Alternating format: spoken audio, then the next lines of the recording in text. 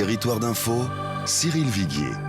Bonjour, bienvenue dans la matinale d'info de Public Sénat et de Sud Radio avec la participation de la presse quotidienne régionale. C'est le 3e jour de deuil et nous pensons bien évidemment aux victimes et à leurs familles. Aujourd'hui, notre invité c'est Benoît Hamon. Bonjour Benoît Hamon, vous êtes ancien ministre de l'Éducation nationale et vous êtes député socialiste des Yvelines. François Hollande a annoncé une véritable inflation sécuritaire.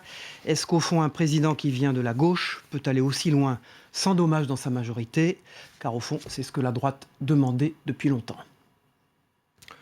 Je vais vous dire, je pense que les considérations politiques aujourd'hui de cette nature sont secondaires. Et que si nous ne sommes pas capables de nous unir alors que nous sommes attaqués, alors ce pays est foutu.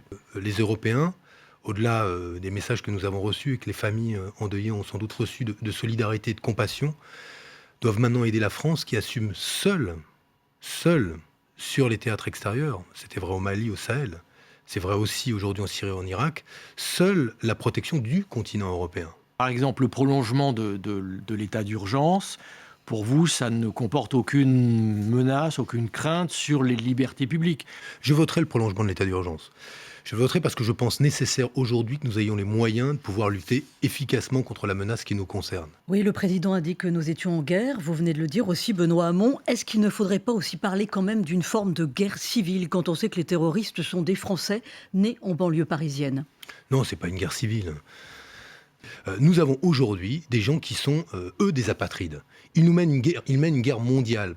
Ils détestent, peu importe leur nationalité, ils détestent ce que nous sommes, c'est-à-dire une démocratie libre, une république laïque et une nation multiculturelle. La réserve, elle est double. Je ne vois pas le caractère dissuasif de la mesure. Je ne pense pas. Je veux dire, quand on est à ce stade de déshumanisation, je ne pense pas que le fait qu'on dise à quelqu'un « attention, vous pourriez être déchu de vos nationalités » l'empêche de faire quoi que ce soit. Ça introduit une différence symbolique entre deux citoyens français qui sont égaux en droit et qui, là, symboliquement, verraient une barrière s'ériger entre eux, tant qu'aujourd'hui, ces dépenses militaires, ces dépenses de protection, il n'y ait pas quelques technocrates européens qui nous les calculent dans les déficits pour nous dire attention, c'est pas bien, vous creusez vos déficits. Donc le pacte de sécurité plutôt que le pacte de stabilité, j'adhère aussi complètement à ce message.